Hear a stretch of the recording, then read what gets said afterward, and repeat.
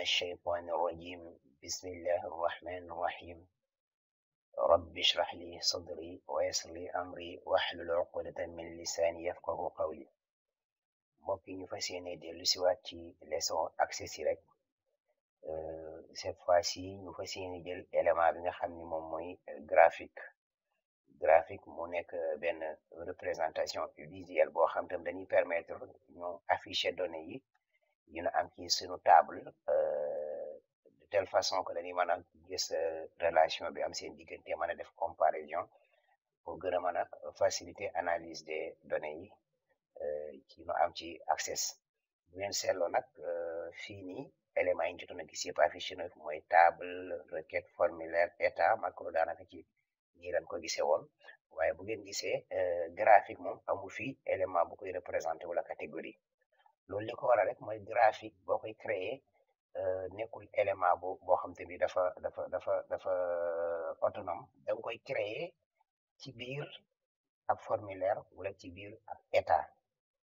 maanaam da ngay def création état wala création formulaire comme ni nga ko gisee woon daal di insérer graphique ci biir léegi comme ni nga ko gisee am nañ fi ay façon graphique bii nii gis nañu façon bii nii tamit gis nañu façon am nañ façon bi am nañ façon bi am nañ façon bi léegi li ñuy def rek mooy pour ba gagner un peu de temps dañuy dem commencer ci création graphique bi nii ñu commencé ko léegi dañuy tëj yi ñu libérer espace bi yëpp léegi comme ni nga ko waxee sànq buñ koy créer soit ñu teg ko ci ab formulaire wala ci ab état donc kon dañuy ñëw fii def création bu ñëwee création ñu ñëw mais ñun nañ ko yem ci nañ ko jël ci formulaire ñu daal def création de formulaire mu yóbbu ni ci formulaire mode création léegi bu ñu bëggee ajouter graphique bi nag fii la ñuy commencé léegi dañuy ñëw fii ni ko ajouter un graphique moderne buñ ko bësee muy ndul ni choix yi fi am muy 5 façons graphique yi fi gisoon muy noonu boo seetloo bii nii mooy bi ñu njëkkoon a gis deuxième bi troisième bi quatrième bi fii amul ay aperçu mu ngi nii léegi ñu ñëw fii nii fii am na ñetti xaaj waaye bii rek lañ ciy jël ñu ubbi ko bu ko bësee mu defal nu dessin bi nii ci curseur souris bi muy wane ni pare na pour teg ko fi waaye nag faaw nga cliquer lu mu gàtt wala nga cliquer xëcc pour mu teg ko fi léegi dañuy cliquer xëcc mu teg ko ci formulaire bi créer graphique bi waaye boo seetloo donnée graphique bi fi mu ne nii indeewul benn donnée boo xam te ni mënees na ko comprendre léegi li ñuy def d'abord mooy kon dañuy ajouter données yi nga xam ne moom la graphique bi jëfandikoo moom lañ ci jëfandikoo ci graphique bi léegi pour ñu ajouter données yooyu ñu ngi ñëw si partie bi nga xam ne mooy paramètre du graphique paramètre graphique lii moom moo ko représenté bu fi nekk moom fi ngay bës léegi boo ñëwee paramètre du graphique am nga ay sources yu wute pour mën a am données yi graphique mën naa basé wu ci ab table maanaam sa source mën naa nekk table wala mu nekk ab requête boo créé wala mu nekk waaw table wala requête léegi bu bësee fii nii table yi rek moom yi ne ci base de données ñooy affiché wu boo bësee fii requête yi rek moom mooy affiché wu waaye boo bësee ci fii nii dalay boole les tables et les requêtes yëpp affiché leen mais ñun instant bi nii dañu koy basé wu ci li ñuy liggéey tey ci table léegi dañuy bës fii nii léegi ñëw fii ñu choisir table bi ñu soxla table bi la préparé woon pour ñu appliquer si lu jëm ci wàllu graphique léegi dañ koy bës léegi bu ñu ko bësee indi nañu aperçu ci données yi waaye ba léegi données yi table bi dëgg-dëgg li ne ci table bi feeñe wis ni mu ci war a feeñe comme ni nga ko gisee ci première graphique bi léegi pour dugal information yi d'abord dañuy dugal li nga xam ni moom mooy nekk titre données yi wala axe bii nii lan moo fi affiché wu lan la fi bind léegi ñun foofu li ñu fi soxla rek mooy li nga xam ne mooy façon bi muy regrouper données yi mu regrouper ko selon branche yi ñu bës fii nii léegi boo gisee tugal na turu branche yi maintenant léegi nag li des mooy légende yi lu jëm ci légende yi fii duñ fi laal dara léegi dañuy ñëw rek directement ñëw fii nii données yi bëgg affiché wu fii yan la mooy données yi nga xam mooy les ventes premier trimestre vente deuxième trimestre ak vente troisième trimestre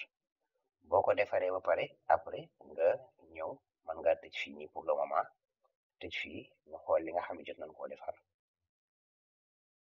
léegi ordinateur bi daa xaw a sant Njaay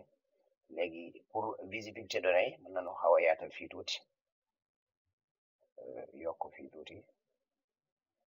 visibilité bi gën a mat léegi gis nga ni am nga ci sa graphique déjà man nañ graphique bi ñëw na indi na la titre graphique bindaguñ ko waaye man dañ ko bind gis nga premier trimestre bi moom la def en bleu nii deuxième trimestre bi moom la def en orange foncé troisième trimestre na ko en gris léegi li mooy axe ABC bi ñu tànnoon moom mooy axe de données yi nga xam ni moom mooy si lay basé wu pour mën la indiquer lii ñaata la toll léegi ñun mën nañoo dem nag pour le moment daal di paramétrer sunu graphique ni ñu ko soxla indi titre bi def ko mise en forme bi nga xam ne moom lañ soxla à partir de maintenant léegi loolu nag dañ ci ñëw léegi ñu def ko sans tarder léegi pour ñu def loolu li ñu njëkk a def mooy titre bi dañ koy topp benn par benn di ñëw utal titre graphique bi pour ñu utal titre graphique bi cette fois ci dañuy ñëw ci feuille de données lañ koy defee léegi dañuy feuille de propriété bokk bu gisee feuille de propriété da nga gis ci kaw type de graphique bi ak yu mel noonu léegi da ngay wàcc fii tuuti boo ñëwee gis à un titre léegi titre du graphique maanaam à un titre li mooy tey tekki da nga bëgg titre bi ne fii boo ko bëgguloon da ngay bës fii daal dindi daal di bës fii daal def non boo defee non titre graphique daal dem léegi mën ngaa def oui pour titre nekk fi léegi titre bi li fi nekk boo ko bëggee bind fii nga koy bindee par exemple ñu def ko évolution des ventes te mu daal di ñëw fii tamit soxla nañu somme trimestre yi mu gën a leer nga xam ne du fi def ay somme of ay di def premier trimestre deuxième trimestre troisième trimestre loolu buñ ko soxlaa moom ñu ngi koy fekk ci paramètre du graphique donc dañuy tëj feuille de données bi ñëw du paramètre du graphique léegi fii lu ñu fi bëgg a changer rek buñ ci bëgg a changer faaw d'abord dañuy ñëw ci mise en forme léegi buñ ci bëgg a changer rek faaw ñu sélectionné ko fii boo seetloo premier trimestre moom ma sélectionné wu kon dañuy ñëw fii rek ñu effacer automatiquement di jiitu premier trimestre bi automatiquement day appliqué wu fii c'est instantané nga daal di ñëw fii deuxième trimestre moom it def pareil troisième trimestre def ko pareil léegi gis nañ ni présentation mu gën di leer waaye bala ñuy génn fii rek mën nañ fee am leneen luñ fi defaat lu am solo mooy boo seetloo fii ni données yi boo xoolee fii doo mën a xam exactement somme bi nga jaay wala montant bi léegi boo ko bëggee am mën nga ko afficher mais léegi ñun fii lañ koy afficher comme ni ko waxoon dañ koy bàyyi wax rek toujours luñ sélectionné fii rek luñ appliqué wu luñ ci def moom mooy appliqué wu fii foofu lay appliqué wu léegi troisième semestre moom moo appliqué wu moom mooy sélectionné wu donc dañuy ñëw fii nii afficher l'étiquette de données moom moo ñu permettre ñu gis montant yi léegi dama ñëw fii coché ko mu appliqué wu bi léegi ñu def sélectionné deuxième semestre appliqué sélectionné premier semestre appliqué donc boo seetloo mooy mbir mi mu ngi gën a leer léegi amaat nañu beneen possibilité wax mën nañ ko def mooy lii nii mën nañ koo defal mise en forme yii nii mbind yi nii mën nañ koo defal yokku taay bi yokku couleur bi changer couleur bi bokk pour mu gën a leer léegi pour ñu def loolu moom dañuy delluwaat ci feuille de propriété bi kon nag tëjaale fii pour gën a am espace léegi lii comme ni ko wax mooy axe AB6 léegi axe AB6 bi moo ngi nii titre de l'axe AB6 buñ fi bëggoon a yokk titre waaye léegi couleur de poche de l'axe AB6 mooy couleur mbind bi nii léegi buñ ko bëggee soppi dañuy ñëw fi buñ bësee fii nii am na ñaari façon ci fii nii mën nañ fee tànn benn sélection waaye mën nañoo bës ci 3 points yi daal di tànnal suñu bopp benn couleur boo xam te bii moo gën bëgg mu nekk suñu couleur fii léegi ñu def couleur bi gis nga couleur bi soppiku na léegi taayu mbind mi tamit mën nañ koo soppee fii nii ñu def ko par exemple 14 di nga gis ni day gën di leer beneen bi mooy kii tamit mën nañoo changer couleur bi mais moom mooy axe de données principal bi léegi axe de données principal bu ñëwee fii ñu xool valeur couleur de police pour l'axe de données principal mooy couleur mbind mi nii léegi ñu def ko mu nekk par exemple noir clair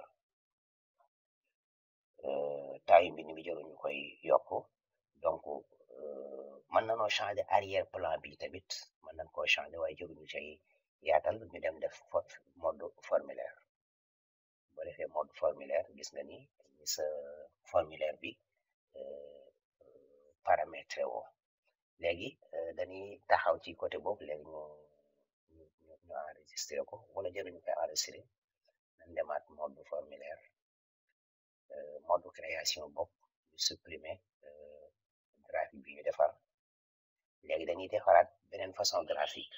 mais pour vidéo bi ñu bañ a gudd rek li may def moom mooy damay defaat beneen graphique waaye cette fois ci secteur la ñuy jël bu ñu demee ci secteur bi mooy damay ñëwaat rek mode insérer un graphique moderne daal di ñëw fii secteur boobu c'est secteur daal di ñëw daal cliquer rek mu indi la secteur bi léegi boo gisee comme ni ñu ko defee woon ci CSS mooy faaw ñu dem tànn données yi nga xam ne moom mooy remplir moom mooy nekk fii pour choisir données comme ni ñu ko waxee woon toujours rek fii la ñu ñëw paramètre du graphique léegi paramètre du graphique nga ñëw ñun table lañ koy sukkandiku ñu ñëw sélectionner table bi léegi boo ñëwee table bi sa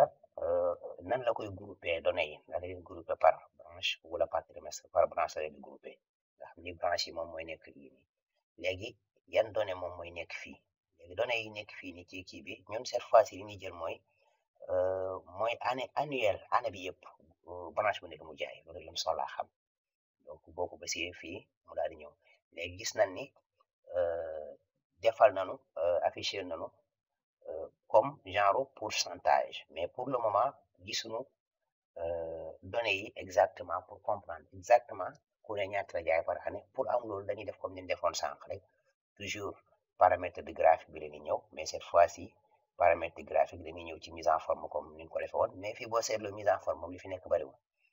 léegi da ngay ñëw rek bés fii nii boo bësee fii nii mu indi la kii indi na la montant bi kii bés nekk lu mu jaay fii tamit am na yenn paramètre yu ndaw yoo xamante ni mës na ko fee def comme titre de graphique bi comme ni ko gisee woon ñu yëg ba ca kaw titre de graphique bi ñu def ko vente par branche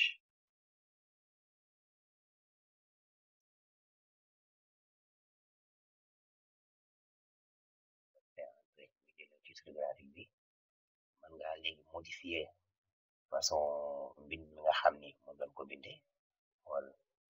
ban genre texte bu la neex rek taayu texte bi mën nga koo yokk def ko digit par exemple ak légende yi lii moom mooy légende bu ñu waxee légende lii di feeñ fii moom mooy légende léegi légende yi position mën nañ koo soppi mën naa nekk ci gauche mën naa nekk en bas mën naa nekk à droite léegi légende pour kii ko mooy fii nii légende yi d'abord ndax day affiché wu boo defoon fii non légende yi day deñ boo defee oui mu nekk fii léegi ñun fii la position bi ko la nekk mën nañ ko jël def ko position bi en bas nga xam ni présentation bi di gën a rafet accès de données yi voilà donc c'est un peu ça li nga xam ni moom lañ bëggoon a def ci kii bi rek pour gagner de temps kii bu nu dem rek ñu jéem cee gis tuuti ci forme ci graphique boobu yeneen paramètres yi ñu xool ko ci graphique beneen bi nga xam ni moom moo cee topp pour vidéo bi di bañ a lool aussi ñuy bañ benn graphique rek ñu def ci trop d'information yoo xam ne da ngay mujj am jafe-jafe comprendre ko donc vidéo bi foofu lañ ciy taxawee wa axlu daawaana an alhamdulillahi rabbil alamin